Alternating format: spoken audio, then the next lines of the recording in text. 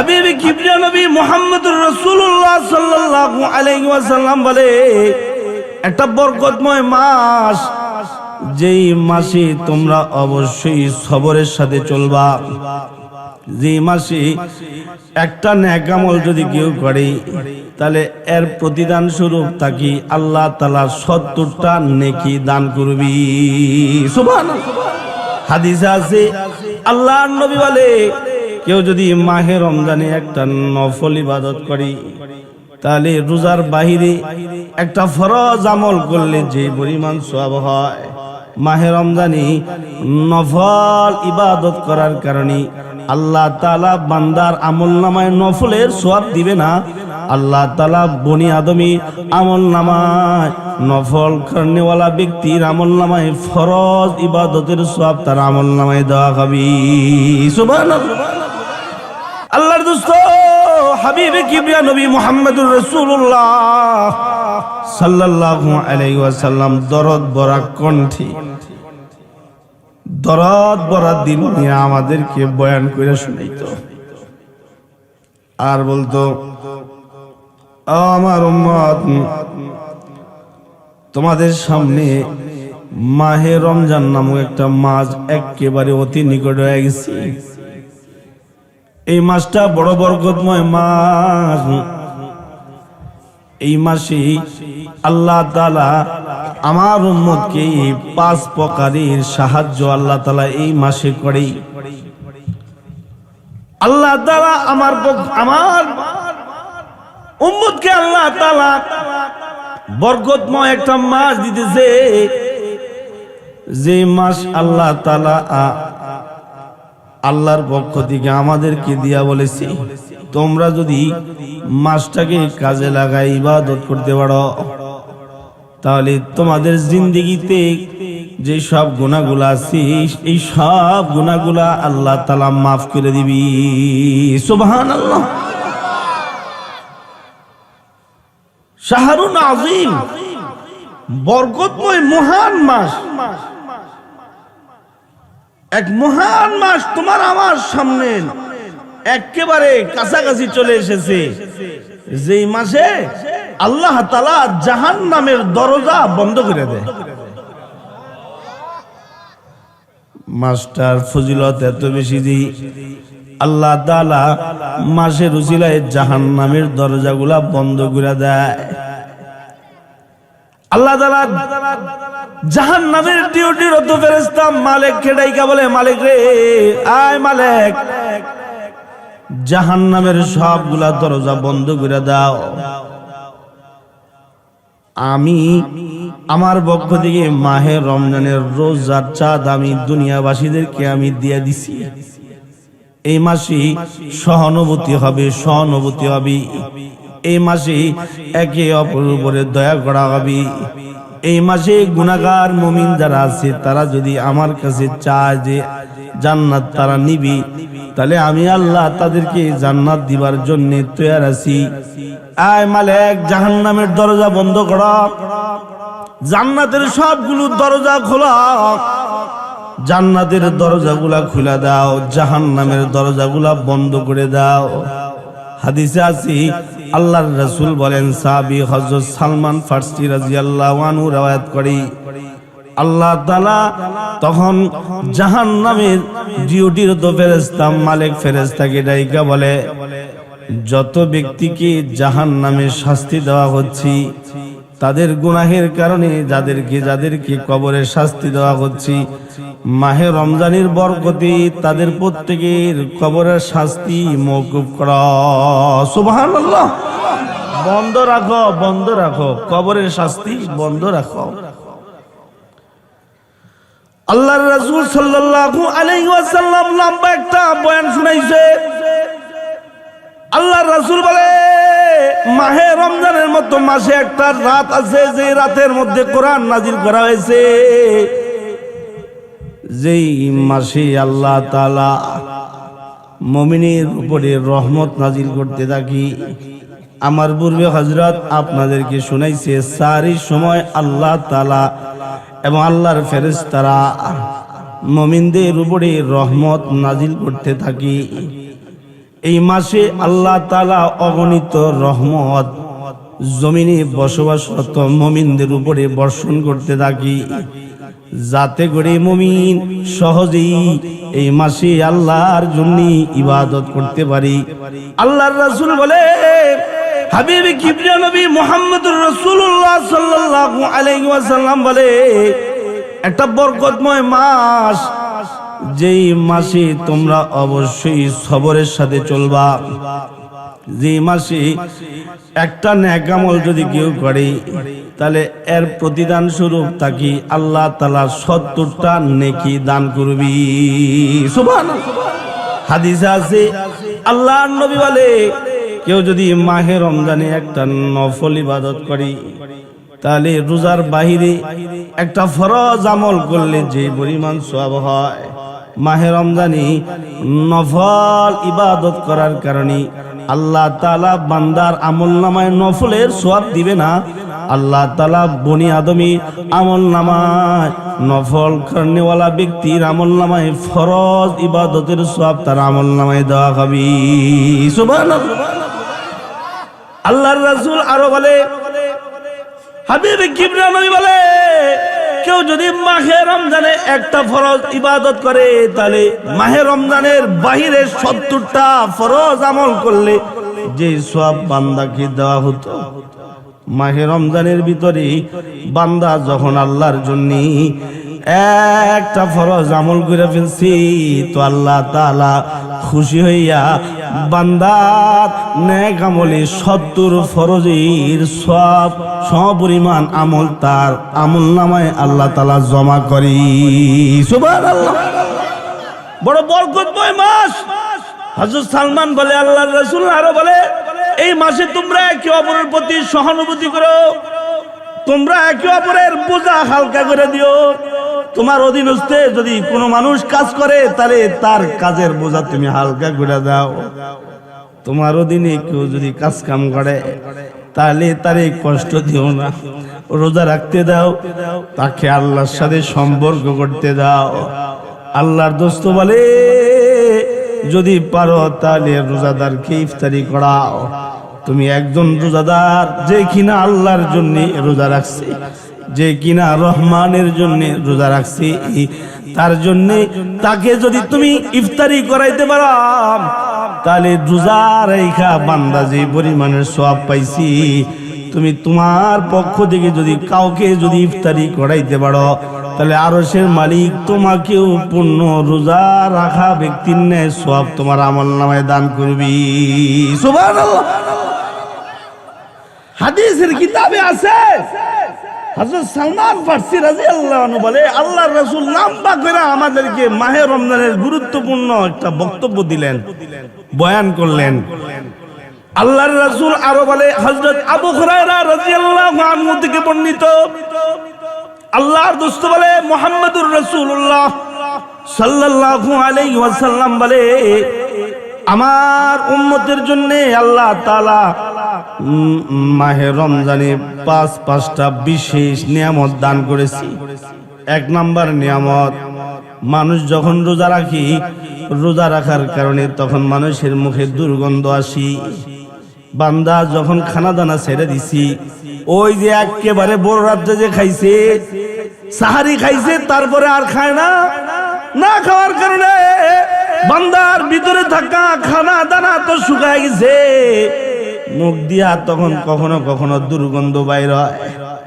আল্লাহর রাসূল বলে, আবু হুরায়রা, আমার সাহাবীরা, আবু হুরায়রা শোনো, আল্লাহর জন্য যারা যারা রোজা রাখি, ওই রোজা রাখা অবস্থায় যার মুখ দিয়া একটা দুর্গন্ধর একটা ভাব আসে, এই দুর্গন্ধময় অবস্থাটা আল্লাহর কাছে মেশকো আম্বরের চাইতেও বেশি মর্যাদা রাখি।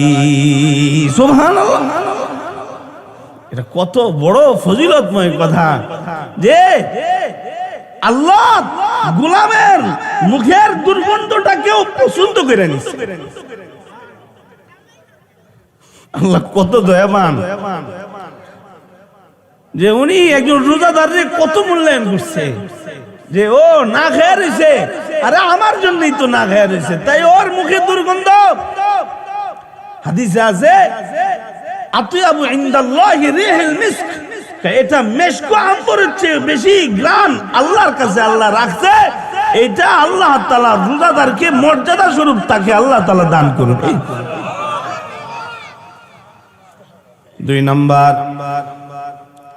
মাহে রমজানটা যখন আসি, এই রোজার মাসে আইসা যখন মানুষ রোজা রাখি, তখন হাত্তাল হিতানু ফি জাওফিল বাহার, সমুদ্রের যে সবগুলা মাছগুলো তারা পানির নিচে চলাফেরা করে, এই সবগুলা মাছ রোজাদার আল্লাহর বান্দা বান্দির জন্য আল্লাহর কাছে দোয়া করতে থাকে।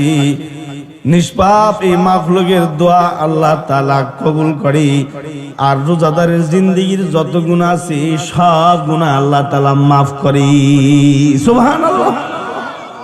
3 নাম্বার, মাহে রমজান যখন আসে, এই মাহে রমজানে আল্লাহর রাসূল বলে ওয়ায়ুযায়্যিনুল্লাহু আযজা ওয়া জাল ফি জান্নাতি কুল্লা ইয়াউমিন, প্রতিদিন আল্লাহ তাআলা জান্নাতকে সুসজ্জিত করে সাজাইতে থাকে আর বলে, আই ফেরেশতারা, আমার বান্দার রোজা রাখতেছি, ওর জন্য জান্নাত সুসজ্জিত করো, কারণ ওর রোজা রাইখা সব গুনাহ মাফ করায় নিতেছি।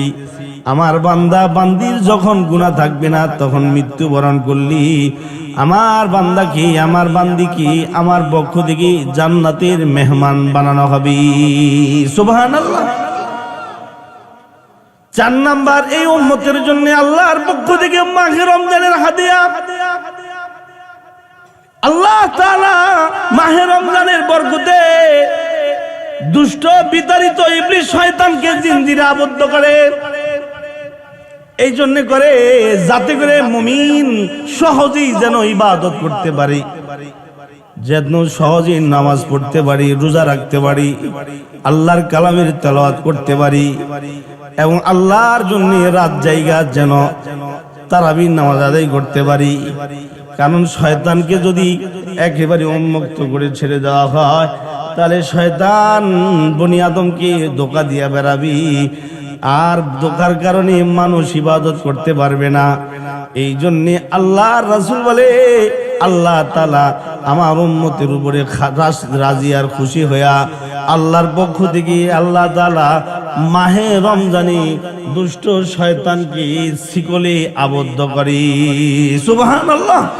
5 নাম্বার হাদিসে আছে, আল্লাহর রাসূল বলে, মাহে রমজানের সর্বশেষ প্রতিদিন প্রতি রাতে আল্লাহ তাআলা হযরত আবু সাঈদ খুদরি রাদিয়াল্লাহু আনহু থেকে বর্ণনা আছে, আবু সাঈদ খুদরি রাদিয়াল্লাহু আনহু বলে, মাহে রমজানে আল্লাহ তাআলা মানুষের দোয়া কবুল করতে থাকি, দিনেও দোয়া কবুল করি, রাতেও দোয়া কবুল করি। দিনে একটা দোয়া কবুল করে, রাতে একটা দোয়া কবুল করে। এক বর্ণনায়, অন্য বর্ণনা আছে না, রোজাদার যখন রোজার হালতে যত দোয়া করে সব দোয়া আল্লাহ কবুল করে। তবে আল্লাহ তাআলা খুশি হইয়া কখনো কখনো বান্দার জন্য মুনাসিব যেটা মনে করি, এটা আল্লাহ তাআলা নগদই তাকে দুনিয়াতেও দান করি। আবার কখনো কখনো মালিক আহকামুল হাকিমিন আল্লাহ তাআলা বান্দার জন্য দোয়া কবুল কইরা এর সমপরিমাণ ইবাদত তার জন্য, নেকি তার জন্য বরাদ্দ রাখি।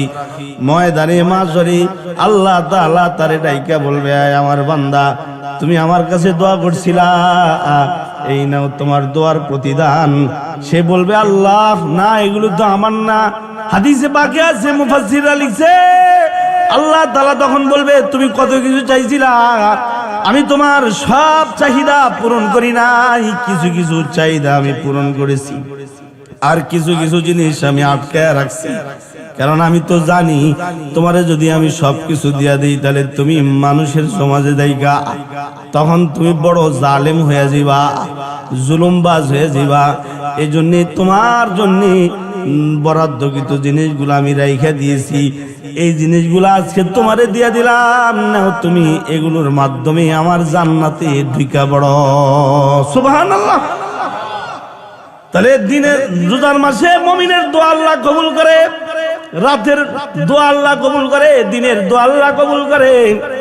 সর্বশেষ যে কথাটা আল্লাহর রাসূল বলি, যাকে পূর্বে রোজার মাসে প্রথমে ক্ষমা করা হয় নাই, সর্বশেষ হইল শেষ রাত্রিতে গিয়া, মাহে রমজানের সর্বশেষ রাত্রিতে গিয়া আল্লাহ তাআলা সকল রোজাদার নারী পুরুষকে আমভাবে আল্লাহ তাআলা ক্ষমা করে।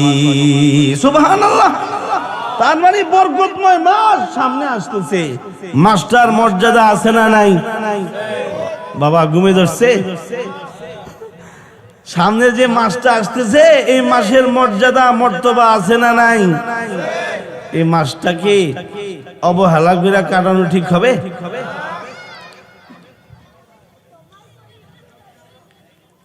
এই মাসে আমাদেরকে কমপ্লিট ইবাদতের জন্য প্রস্তুতি নিতে হবে। দুইটা হাদিসের সারসংক্ষেপ কিছু কথা শুনাইছি। কোন হাদিসে এমন আছে, মাহে রমজানে আল্লাহ তাআলা প্রতিদিন ইফতারের পূর্ব মুহূর্তে জাহান্নামীদেরকে আল্লাহ তাআলা ক্ষমা করতে থাকি। যাদের জন্য জাহান্নাম বরাদ্দ হয়ে গেছে তাদেরকে আল্লাহ তাআলা ক্ষমা করতে থাকি। এত হারে ক্ষমা করি, কোন বর্ণনা আসছে প্রতিদিন ইফতারির পূর্ব মুহূর্তে আল্লাহ তাআলা 10 লক্ষ জাহান্নামীকে আল্লাহ তাআলা ক্ষমা ঘোষণা করে। আল্লাহু আকবার বলেন, আল্লাহু আকবার।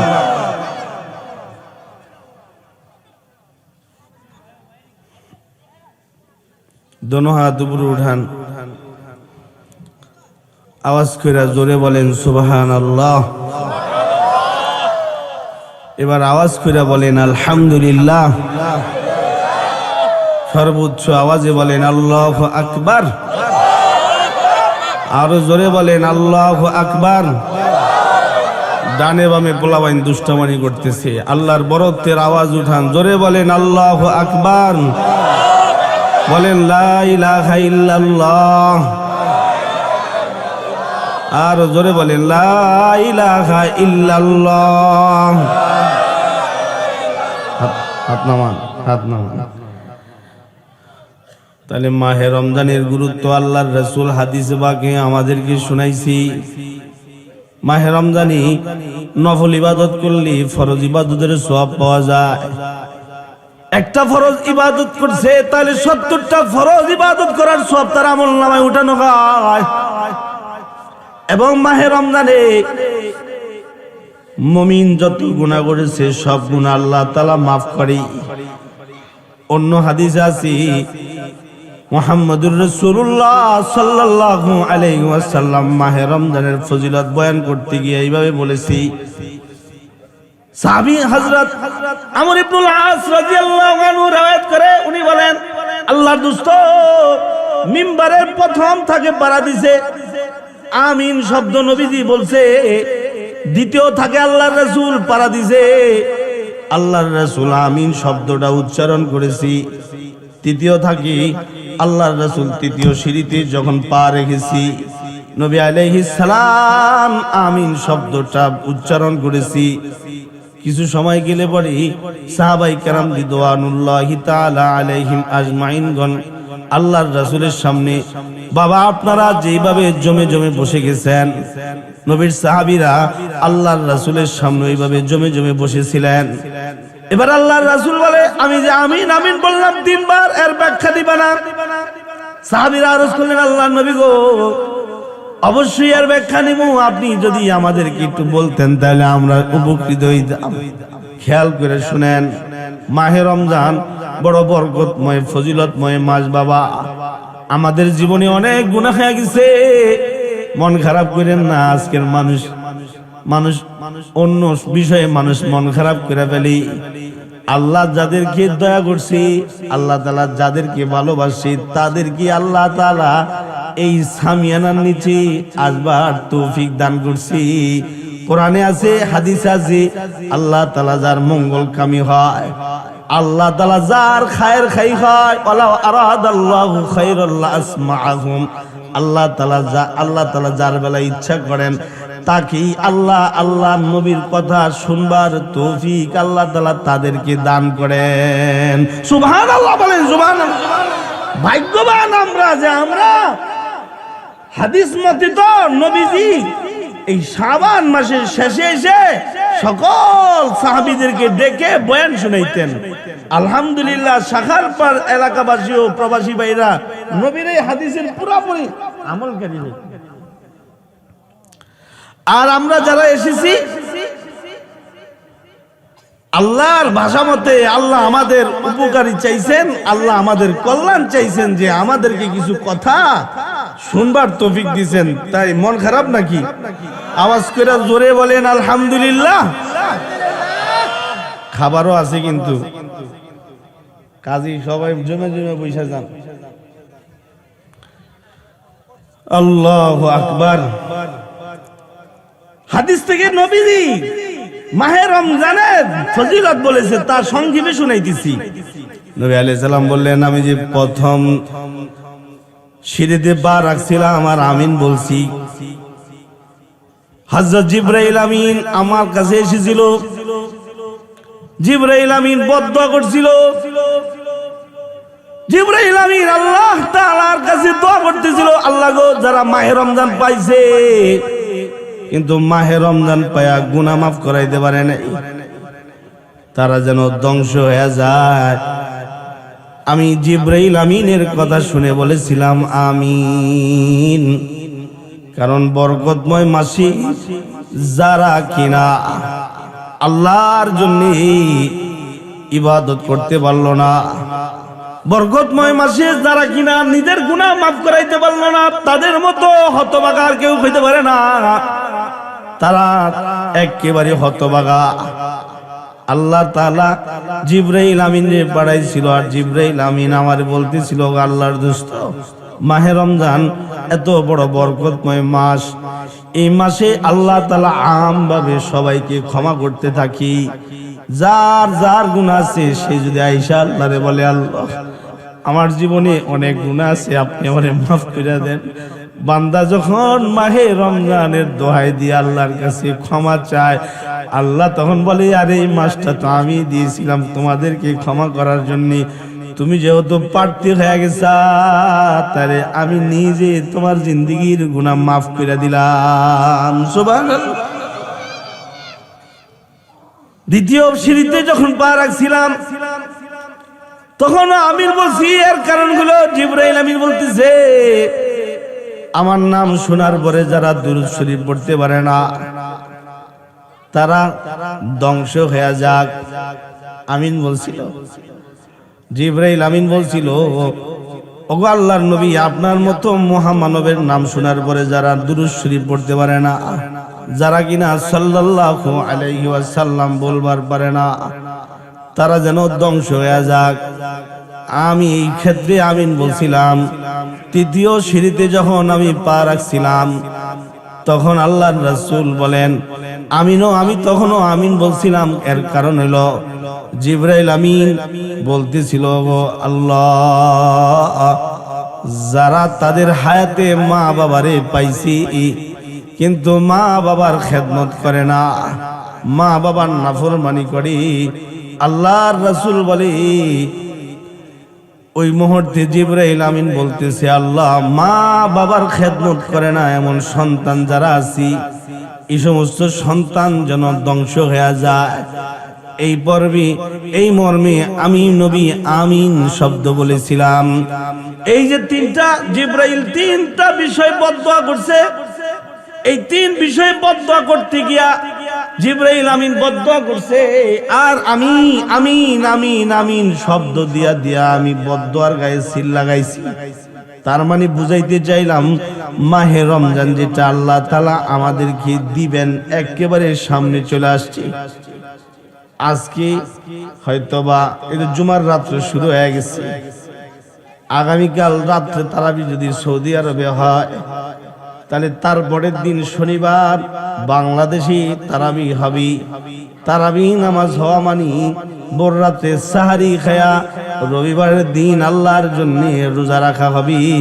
আল্লাহ আপনি আমাদের সবাইকে কবুল করেন, জোরে বলেন আমিন। মাহে রমজান আল্লাহ তাআলা দিছে, আর এই মাসের মূল্য যদি আমাদের কাছে না থাকে তাহলে আমরা জাহান্নামে যাবো। আর যদি এই মাসের মূল্য আমাদের কাছে থাকে তাহলে আমাদের ইবাদত করা সহজ হবে, আমাদের গুনাহ আল্লাহ মাফ করে দিবে। মাসটা বড় বরকতময় মাস, যেই মাসে আল্লাহ তাআলা দুষ্ট ইবলিসকে হাতে পায়ে শিকল লাগায়া সে আটলান্টিক মহাসাগরের পারে নিয়ে থুয়া দেয়, এই জন্য যাতে বনি আদম সহজে নেক আমল করতে পারে, বনি আদম যাতে সহজে নেক আমল করতে পারি। মাহে রমজান আল্লাহ তাআলা আমাদেরকে এই জন্য দান করেছি। এই যে মাস আল্লাহ তাআলা আমাদেরকে দিছে, এই মাসটার জন্য আমাদেরকে প্রস্তুতি নিতে হবে। এক নাম্বার আমরা রোজা রাখবো, মাহে রমজানে আল্লাহর জন্য আমরা রোজা রাখবো। দুই নাম্বার মাহে রমজানে আল্লাহ তাআলার জন্য কমপ্লিট নামাজ পড়বো। এক নাম্বার রোজা রাখবো, এক নাম্বার আল্লাহর জন্য আমরা কমপ্লিট রোজা রাখা শুরু করবো। রোজা রাইখা আল্লাহ তাআলাকে খুশি করবো। আল্লাহ তাআলা রোজার মাসে আমাদের কাছে রোজা চেয়েছি, রোজার মাসে রোজা যদি কেউ রাখি তাহলে ওই রোজাদার বান্দা বান্দিকে আল্লাহ তাআলা নিজ হাতে পুরস্কার দান করবে। সুবহানাল্লাহ। মুফাসসির মুহাদ্দিসরা বলছে,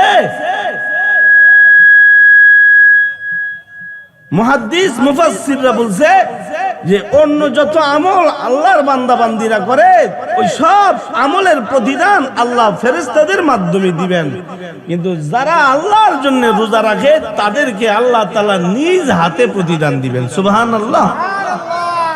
তাহলে রোজা রাখবো।